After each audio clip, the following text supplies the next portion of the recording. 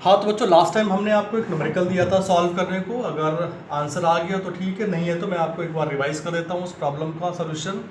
तो बच्चों, प्रॉब्लम ये थी कि एक पार्टिकल है, वो डिस्प्लेसमेंट दिखा रहा है, ठीक है।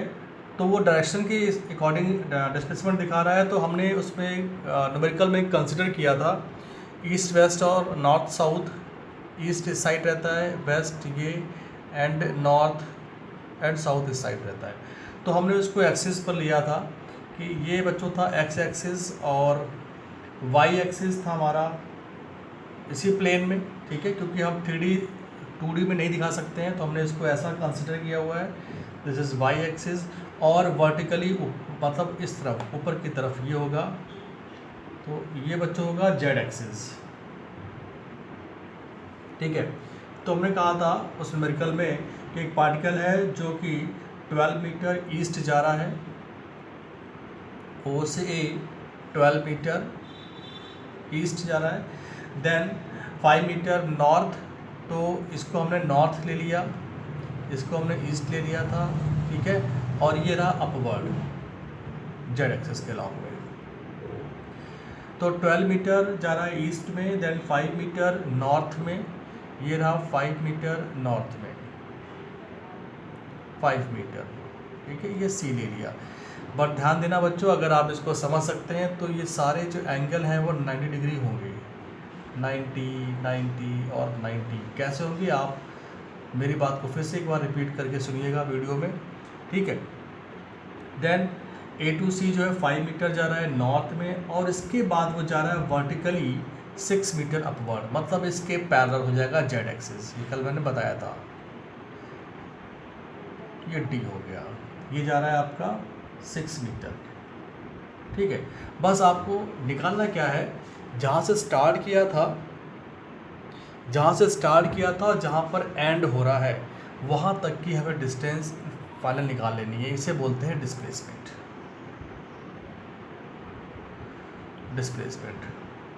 ठीक है।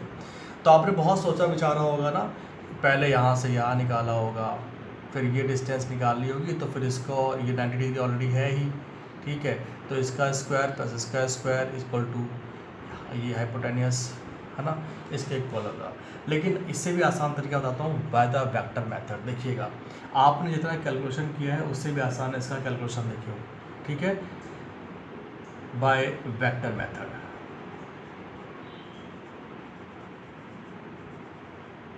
बहुत ही आसान है। क्या हमने क्या किया, वेक्टर इक्वेशन ले ली, वेक्टर इक्वेशन फॉर डिस्प्लेसमेंट। क्या किया, D vector displacement equal to, देखो बच्चों, एक्स के लॉन्ग क्या है 12 मीटर, और एक्स के लॉन्ग है तो एक्स के अलॉन्ग यूनिट वेक्टर होता है 12 आई, तो 12 आई यूनिट वेक्टर, ठीक है। यहाँ पर प्लस है तो प्लस के साथ लेंगे। फिर आते हैं अगले वाले पर, 5 मीटर किसके लॉन्ग है बच्चों, वाई के लॉन्ग है, या इसके पैरेलल है कह सकते हैं। तो वाई के अलॉन्ग हम लेते हैं यूनिट वेक्टर जे, ठीक है। तो इसे आप चाहे प्लस लीजिए या माइनस लीजिए, आपको डिसाइड करना होगा कि आप अंदर की तरफ माइनस ले रहे हैं या प्लस ले रहे हैं, ठीक है।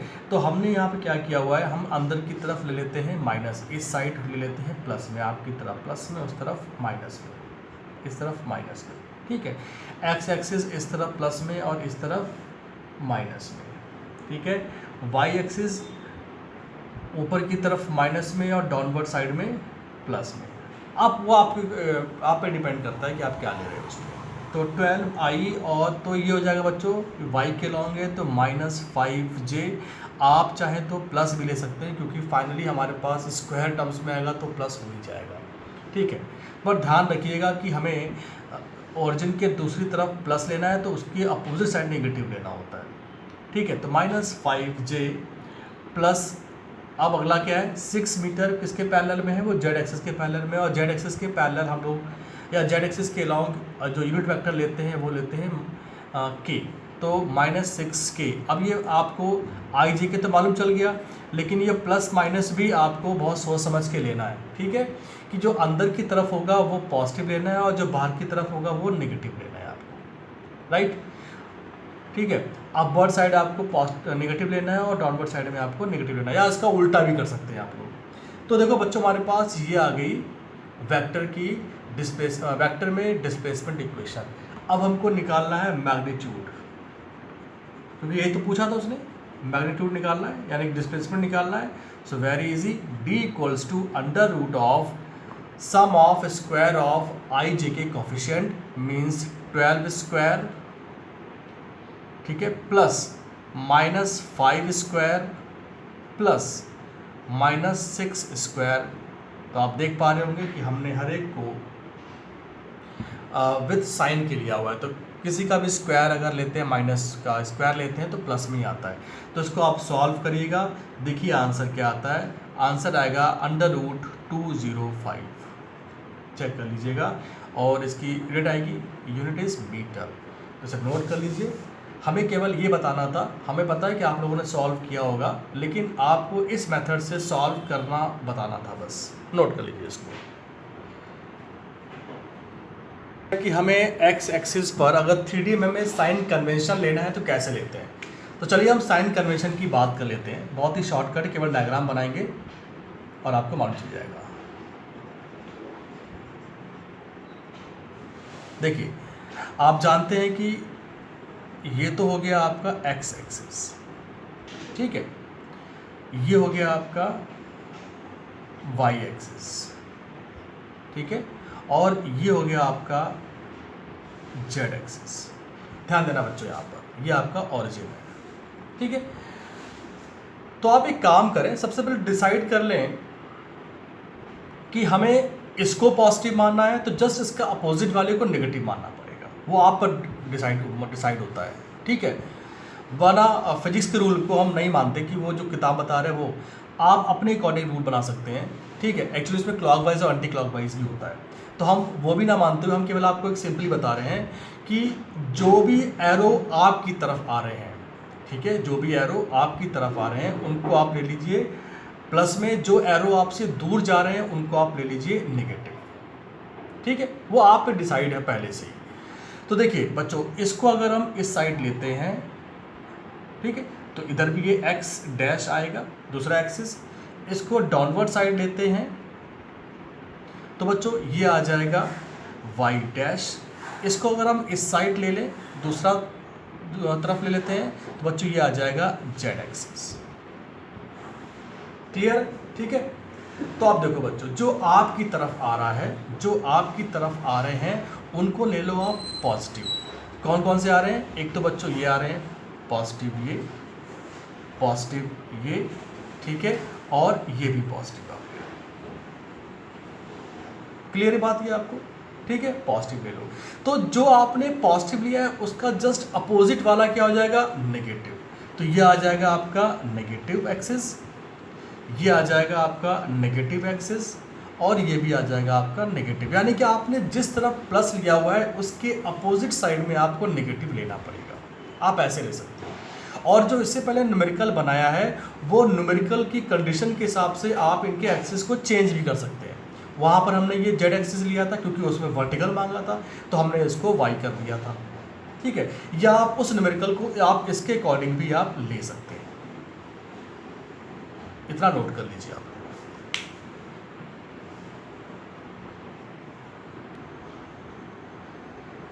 हाँ तो बच्चों, नेक्स्ट न्यूमेरिकल पर आते हैं हम लोग। ये लास्ट न्यूमेरिकल है इसका, फिर अगला टॉपिक नया शुरू होगा। तो बच्चों अगला न्यूमेरिकल है, बहुत ही आसान है, determine A vector, determine a vector which when added to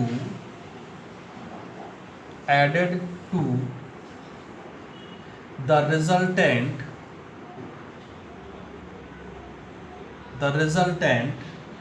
of a 2i plus 5j minus k and b equals to 3i -5j -k gives unit vector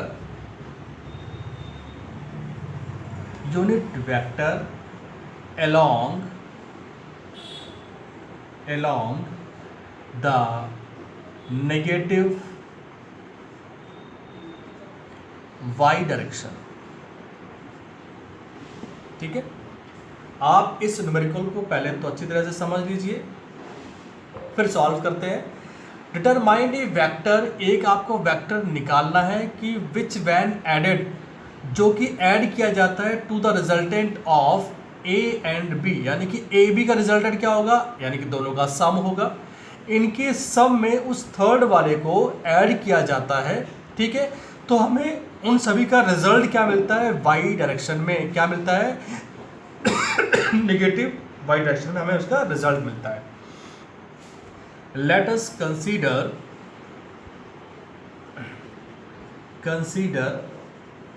सी वो वेक्टर है जो हम ए और बी के सम में ऐड करते हैं तो हमें रिजल्टेंट वाई के डायरेक्शन के अलोंग मिलता है। तो क्या किया, देखिए सी प्लस ए प्लस बी, यही बोला है शुरुआत में कि अगर किसी एक वेक्टर को ए और बी के रिजल्ट में ऐड किया जाए तो हमें जो वेक्टर मिलता है फाइनली वो y के अलोंग मिलता है, और वो भी किसमें, नेगेटिव y के अलोंग मिलता है। तो बच्चों आप जो भी यहाँ पर वेक्टर देख रहे हैं, यहाँ पर कहीं पर x तो या y तो है नहीं, यहाँ पर आप देख रहे हैं तो सभी ig के टर्म्स में है, यानी कि in terms of unit vector. तो वो कह रहा है कि y के अलोंग है, यानी कि y के अलोंग जो होगा आपका यूनिट वेक्टर j होगा, लेकिन कौन सा, नेगेटिव वाला, so -j vector. Clear. So c plus equal to, देखिए 2i plus 5j minus k, right, and plus 3i minus 5j and minus k। ठीक है, देन इक्वल टू -j। अब आप इसको सॉल्व कर लीजिए, a और b वाले का रिजल्टेंट निकाल कर देखिए।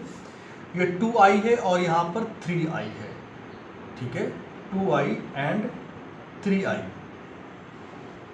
तो दोनों क्या बन जाएंगे, c प्लस 5i। देखो ये 5j है और ये -5j है, तो कट जाएंगे, इनका रिजल्ट 0 आ जाएगा। दूसरा, एक -k है और दूसरा भी -k है, तो दोनों माइनस और माइनस क्या हो जाएंगे, ऐड अप हो जाएंगे। तो कितना आ जाएगा, -2k, और क्या आएगा रिजल्ट, -j। ठीक है, -j।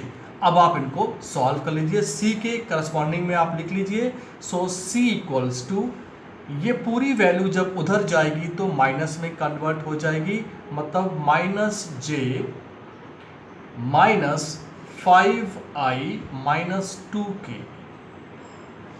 ठीक है, इसको और सॉल्व कर लीजिए थोड़ा सा, क्या आ जाएगा, then c equals to -j minus 5i and plus 2k, क्योंकि अगर ब्रैकेट के बाहर माइनस साइन हो तो ब्रैकेट के अंदर सभी साइन चेंज हो जाते हैं, राइट।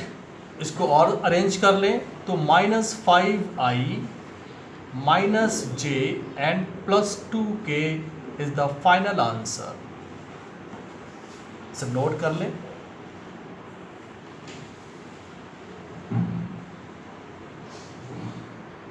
उसमें रिजल्टेंट वेक्टर क्या होता है आप ये समझिएगा। So now start resultant vector.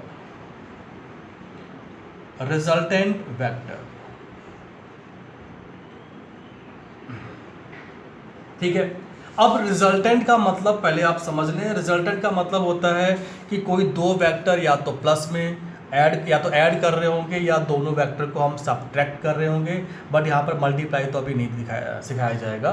और डिवीज़न तो होता ही नहीं है इसमें, ठीक है। तो हमें केवल ऐड या फिर माइनस ही करना होता है रिजल्टेंट फाइंड करने के लिए। बट अगर हम इसको डेफिनेशन के फॉर्म में बोलें कि वेक्टर में रिजल्टेंट का मतलब क्या होता है, तो बच्चों रिजल्टेंट हम तभी निकालते हैं जब वेक्टर एक से अधिक दिए जाए, ठीक है।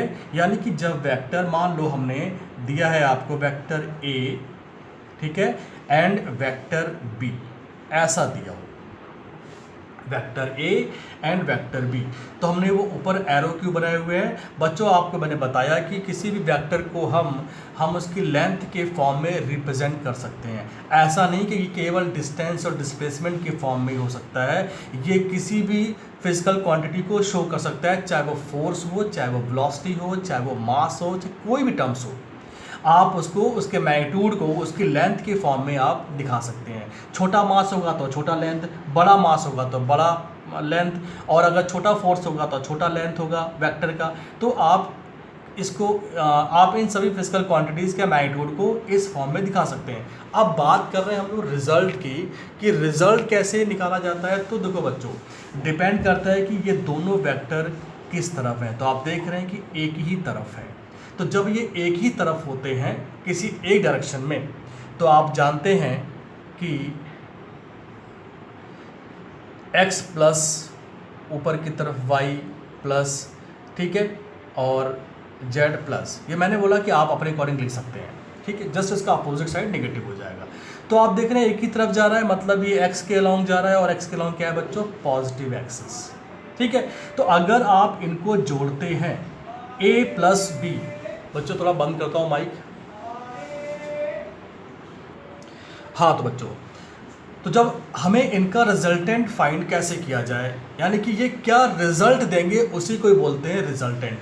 अब जो जोड़ रहे हैं तो उसी के फॉर्म में भी हमें मिलेगा, यानी कि रिजल्टेंट वेक्टर, तो ए वेक्टर प्लस बी वेक्टर, इसको जोड़ा गया। तो बच्चों हमें जो रिजल्ट मिलेगा वो इन दोनों के सम के बराबर एक और लेंथ हमें ड्रॉ करनी पड़ेगी। This is called resultant vector, ठीक है। तो हम इसको ले सकते हैं आर। अब ये रिजल्टेंट किस किस में होगा, ध्यान देना बच्चों। पहली बात तो कि इन दोनों के मैग्नीट्यूड के सम के बराबर होगा, पहली कंडीशन। मैग्नीट्यूड, ठीक है, sum of magnitude of A and B, पहला। दूसरा, resultant direction of A and B. ध्यान देना यहां पर बच्चों कि ये जो आर है वो दो चीजें लेके फिर रहा है, क्या कि ए और बी का मैग्नीट्यूड के सम के बराबर होगा, और प्लस क्या होगा, इनकी डायरेक्शन का रिजल्टेंट भी होगा। ये ध्यान रखिएगा, इसको बोलते हैं रिजल्टेंट वेक्टर। अभी तक केवल आपने प्लस और माइनस सुना था, लेकिन यहाँ पर अगर हम वेक्टर पढ़ रहे हैं तो डायरेक्शन भी रिजल्टेंट शो करता है। ये तो पहला केस हो गया, तो इसको आप लोग नोट कर लीजिए, तो और अच्छी तरह समझ में आ जाएगा। देखिए क्या एग्जांपल लेते हैं हम।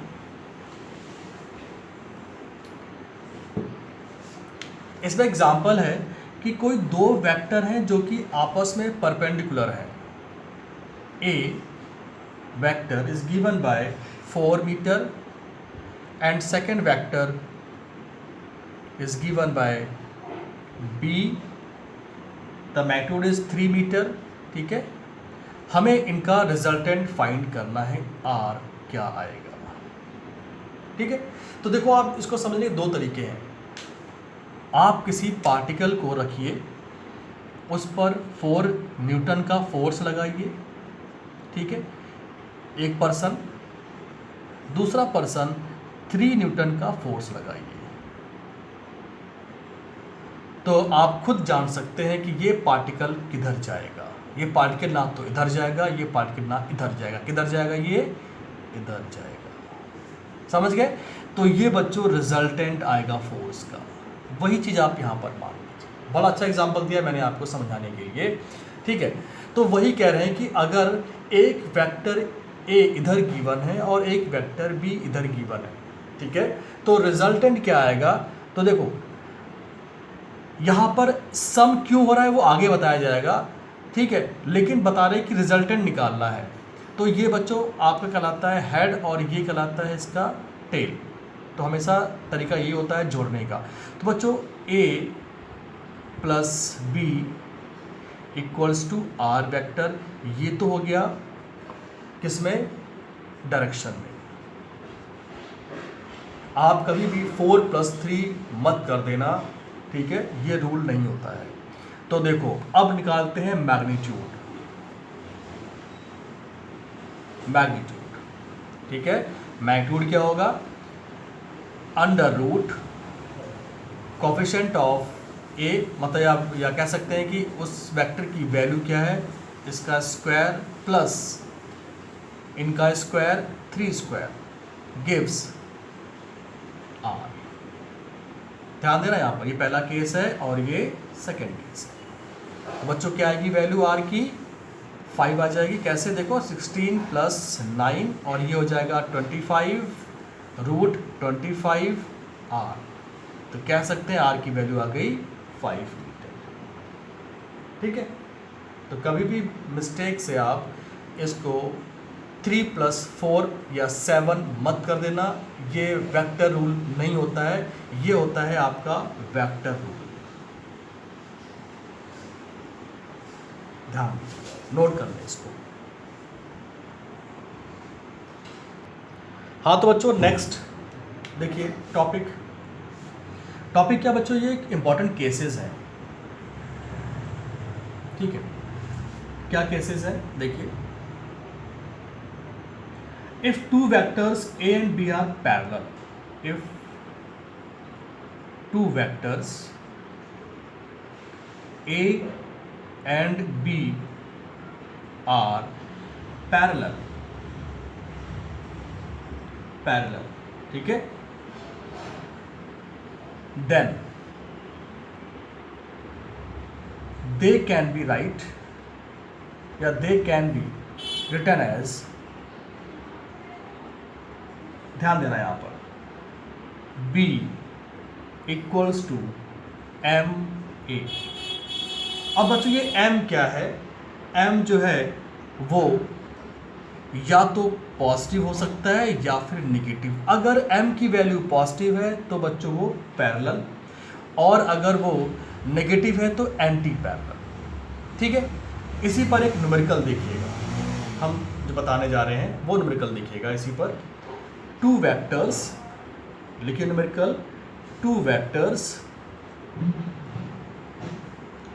P equals to 2i minus bj plus 2k and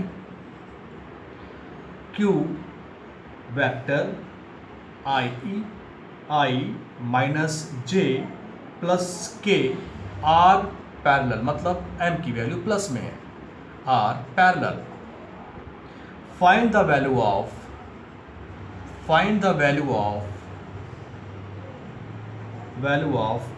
b, ठीक है। इसे नोट कर लीजिए, इसी पर बेस्ड है, इस फॉर्मूले पर ही बेस्ड है कि अगर वो पैरेलल है, पैरेलल की डेफिनेशन आप लोग पढ़ चुके हैं। तो b की वैल्यू क्या होगी, अब दोनों ही पैरेलल बोला है तो हमें फॉर्मूला अप्लाई करना पड़ेगा, p equals to M Q, लगा दें।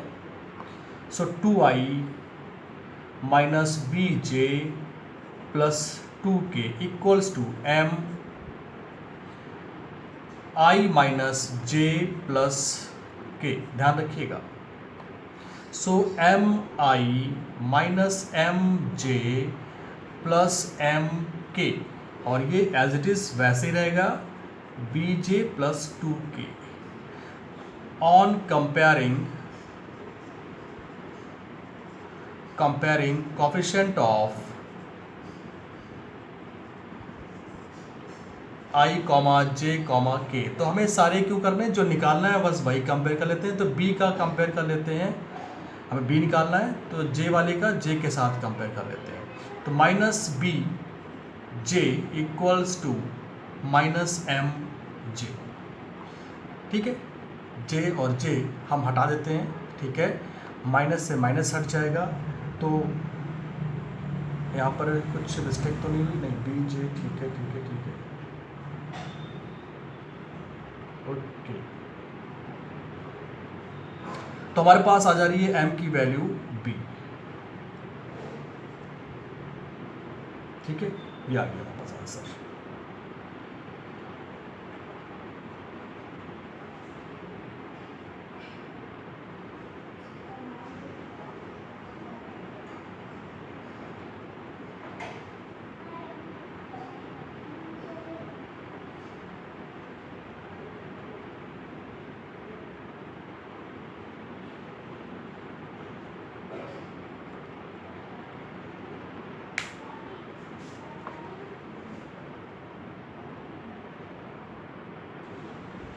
इसी में ही हमने अभी निकाल ली है b की वैल्यू m, अब हमें m की वैल्यू निकालनी है। नाउ m की वैल्यू क्या होगी, ठीक है। तो बच्चों m के लिए हम क्या करते हैं, कोई भी आप जो बाकी के हैं उनसे आप कंपेयर कर लें, जैसे i का i के साथ में। तो बच्चों देखो 2i, देखो ये वाला 2i equals to mi, so m की वैल्यू क्या होगी बच्चों 2, m की वैल्यू आ गई 2। तो बच्चों इक्वेशन नंबर 1 और equation number 2 from equation 1 and 2, 1 and 2, b equals to m और m इक्वल्स टू क्या है बच्चों 2, so answer is 2। Now over the class.